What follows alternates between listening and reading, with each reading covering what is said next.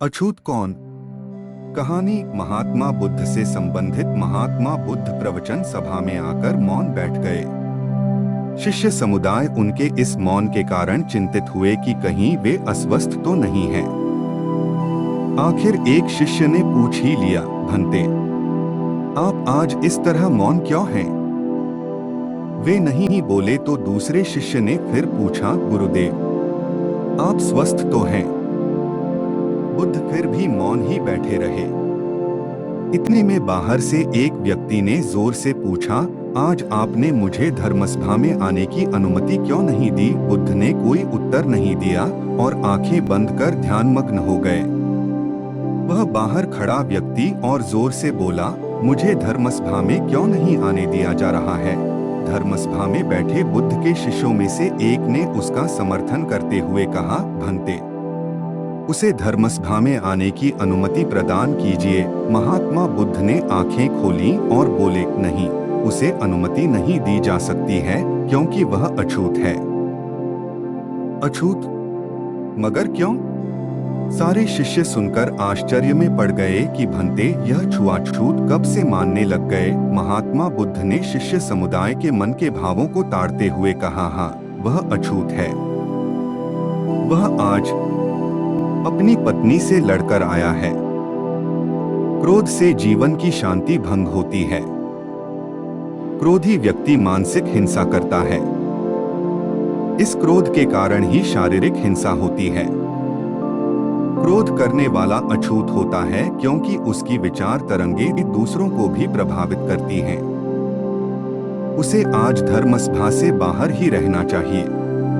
उसे वहां खड़े रहकर पश्चाताप की अग्नि में तप कर शुद्ध होना चाहिए। शिष्यगण समझ गए कि अस्पृश्यता क्या है और अछूत कौन है। उस व्यक्ति को भी बहुत पश्चाताप हुआ। उसने कभी भी क्रोध न करने का प्रण लिया। बुद्ध ने उसे धर्मसभा में आने की अनुमति प्रदान की। इसी तरह एक दिन एक किसान बुद्ध के पास आया और बोला, महाराज, मैं एक साधारण किसान हूँ। बीज बोकर हल चलाकर अनाज उत्पन्न करता हूँ और तब उसे ग्रहण करता हूँ, किंतु इससे मेरे मन को तसल्ली नहीं मिलती। मैं कुछ ऐसा करना चाहता हूँ जिससे मेरे खेत में अमृत के फल उत्पन्न हों। आप मुझे मार्गदर्शन दीजिए जिससे मेरे खेत में अमृत के फल उत्पन्न होने लगे। बात सुनकर बुद्ध मुस्कुराकर बोले, भले व्यक्ति, तुम्हें अमृत का फल तो अवश्य मिल सकता है, किंतु इसके लिए तुम्हें खेत में बीज न बोकर अपने मन में बीज बोने होंगे। यह सुनकर किसान हैरानी से बोला, प्रभु, आप यह क्या कह रहे हैं? भला मन के बीज बोकर भी फल प्राप्त हो सकते हैं? बुद्ध बोले, बिल्कुल हो सकते हैं, और इन बीजों से तुम्हें जो फल प्राप्त होंगे वे वाकई साधारण न होकर अद्भुत होंगे, जो तुम्हारे जीवन को भी सफल बनाएंगे और तुम्हें नेकी की राह दिखाएंगे। किसान ने कहा, प्रभु, तब तो मुझे अवश्य बताइए कि मैं मन में बीज कैसे बोऊं? बुद्ध बोले, तुम मन में विश्वास के बीज बो, विवेक का हल चलाओ, ज्ञान के जल से उसे सींचो और उसमें नम्रता का उर्वरक डालो। इससे तुम्हें अमृत का फल प्राप्त होगा।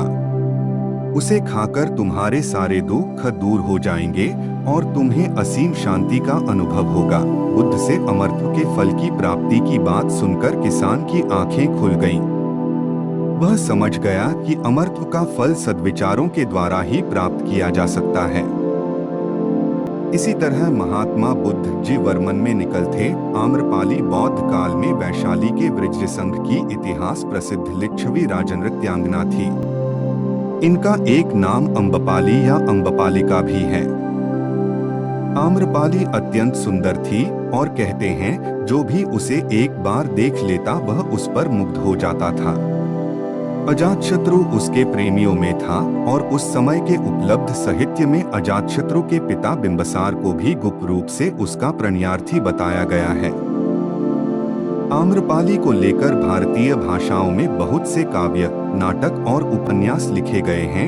एक बार की बात है, महात्मा बुद्ध अपने शिष्यों के साथ घूमते हुए वैशाली नगरी में पहुंचे। वैशाली को उस समय 16 महाजनपदों में एक महत्वपूर्ण जनपद माना जाता था। जिसकी ख्याति दूर दूर तक फैली हुई थी। यह नगरी परम वैभवशाली और हर तरफ से संपन्न थी।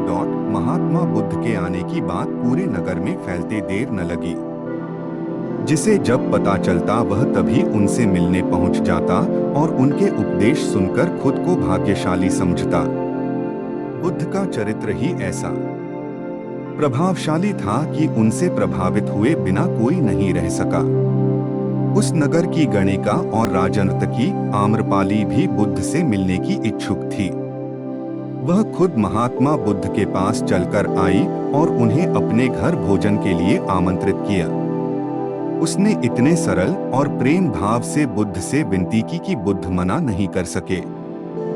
जब यह बात उनके शिष्यों को पता चला कि महात्मा बुद्ध ने एक गणिका का आमंत्रण स्वीकार किया है, तो सबने इसका विरोध किया। महात्मा बुद्ध ने बड़ी सरलता से अपने शिष्यों से कहा, मैंने तो उसकी प्रेम भावना देखी। उसने